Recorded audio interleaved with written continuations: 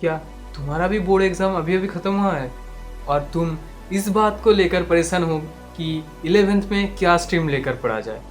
तो आज का ये वीडियो तुम्हारे लिए होने वाला है। मेरा नाम है शुभजीत और आप लोग देख रहे हो सुबह 100 यूट्यूब चैनल।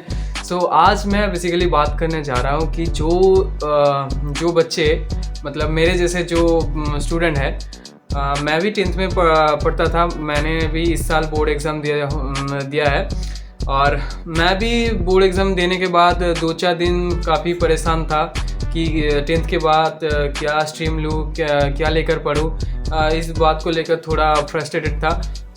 मैं आज इस बात को लेकर बात करने वाला हूँ और अगर तुम भी फ्रस्ट्रेटेड हो इस बात को लेकर तो आज मैं तुम्हारे मन का जो मतलब फ्रस्ट्रेशन है मैं उसको क्लैरिफाई करने वाला हूँ। तो वीडियो को ध्यान से सुनना क्योंकि आज मैं बहुत इम्पॉर्टेंट बात करने जा रहा हूँ जिसके ऊपर तुम्हारा पूरा फ्यूचर टिका हुआ है। तो वीडियो को एंड तक ज़रूर देखना और थोड़ा हो सके तो लाइक भी कर देना और चैनल में अगर नए हो तो सब्सक्राइब भी कर देना। तो चलो वीडियो को शुरू करते हैं। बेसिकली तुम देखो 10th के बाद मतलब हमारे जो गांव के तरफ जो लोग होते हैं उन लोगों का माइंडसेट होता है कि देखो जो स्टूडेंट मतलब पढ़ाई में थोड़ा अच्छा है तो उनको प्योर साइंस के कैटेगरी में भाग किया जाता है। मतलब जो अच्छे बच्चे हैं जो 90 तक का स्कोर कर पाते हैं उसको वो लोग सोचते हैं कि वो बच्चा प्योर साइंस के लिए बेस्ट है। और जो थोड़ा लोअर कैटेगरी में पढ़ता है मतलब थोड़ा अच्छा खासा स्कोर नहीं कर पाता उतना वो मतलब कि 50% 60% का स्कोर करता है तो उन लोगों के लिए वो मतलब आर्ट्स को रख देते हैं। और बाकी रही जो मिडिल में रहते हैं मतलब जो 75 से 80% तक का जो नंबर होता है 85% तक का वो उन लोगों के लिए कॉमर्स स्ट्रीम बेस्ड है। ये मतलब काफ़ी लोगों का मानना है। पर एक बात ध्यान से सुनना भाई, तुम अगर 90 भी पाओ या फिर 50 भी पाओ या फिर 80 भी पाओ पर तुमको करना क्या है, खुद से सोचना है। एक बात मैं बोल रहा हूँ तुम ध्यान से सुनो, तुम्हें किस किस बात पर इंटरेस्ट है और तुमको कौन क्या सजेस्ट कर रहा है, ये दोनों बात में फ़र्क समझो। लोग तुम्हें बोलेंगे कि भाई तुम अच्छे पढ़ते हो या फिर बुरे पढ़ते हो, तुम्हारे लिए साइंस बेस्ड होगा या फिर आर्ट्स बेस्ड होगा या फिर कॉमर्स बेस्ड होगा। पर मैं कहता हूँ भाई तुम देखो तुम्हारा इंटरेस्ट क्या है, तुम क्या करना चाहते हो और कौन सी स्ट्रीम लेकर तुम मतलब अच्छे स्कोर कर पाओगे और अपने गोल्स को अचीव कर पाओगे और अच्छे खासे मतलब अच्छे खासे पोजीशन पे जा पाओगे। इस बात को समझो और देखो कि मैं क्या कर सकता हूँ, मेरे लिए कौन सा सब्जेक्ट बेस्ट होगा। अगर तुम साइंस लेकर पढ़ पाओगे मतलब साइंस का जो 4 स्ट्रीम मतलब 4 सब्जेक्ट जो होता है physics, chemistry, biology and math, ये 4 सब्जेक्ट को अगर तुम अच्छे से पढ़ पाओगे तो तुम साइंस ले सकते हो। और तुम्हारा अगर साइंस लेने पर इंटरेस्ट है कि मैं साइंस लेकर पढ़ूंगा और बाद में जाके IIT या फिर JEE या फिर नीट जैसे एग्ज़ाम को दूंगा, क्रैक करूंगा, तो फिर तुम साइंस ले सकते हो। और बाकी 2 स्ट्रीम का मैं बात करूंगा। तुम अगर फाइनेंस में इंटरेस्टेड हो मतलब कि जो फाइनेंशियल मैटर्स होता है जैसे कि मतलब CA पकड़ लो या फिर चार्टर्ड CA या फिर अकाउंटेंट या फिर जो भी हो वो फाइनेंशियल कैटेगरी में होता है, तो अगर तुम इसी चीज़ पे इंटरेस्टेड हो तो तुम्हारे लिए बेस्ट स्ट्रीम होगा कॉमर्स।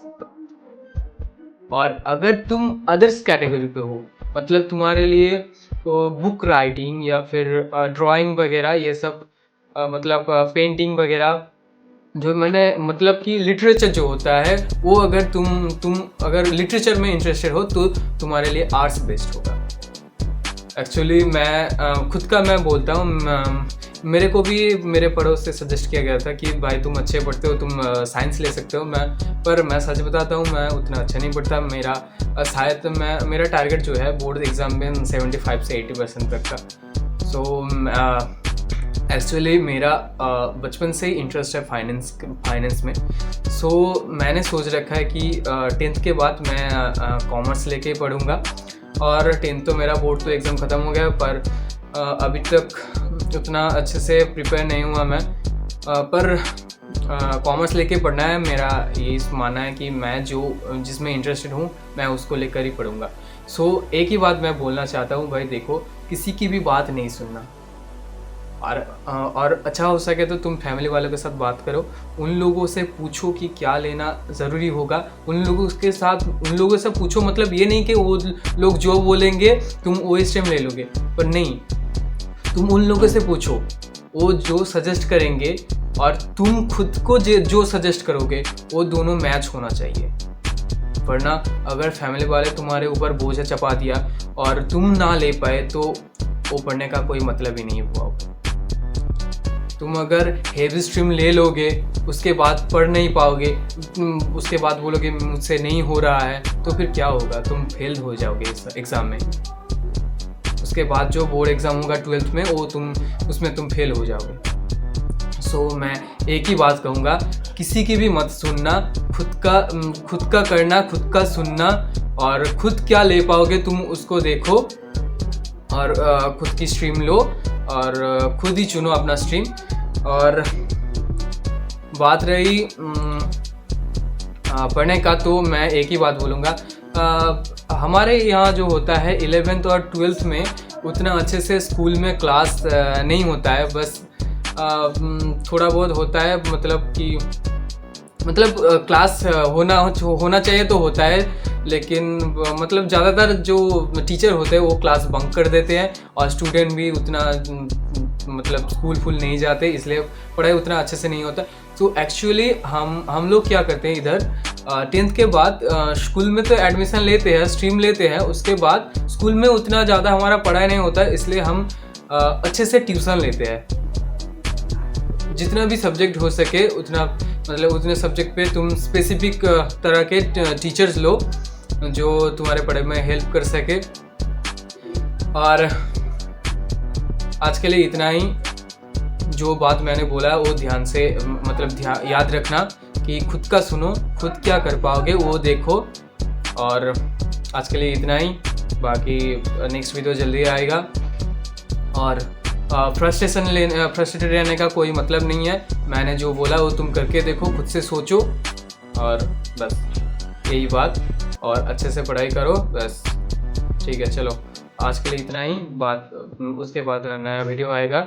और चैनल में अगर नए हो तो सब्सक्राइब कर दोगे, और वीडियो अच्छा लगा तो लाइक कर दोगे। Thank you, bye.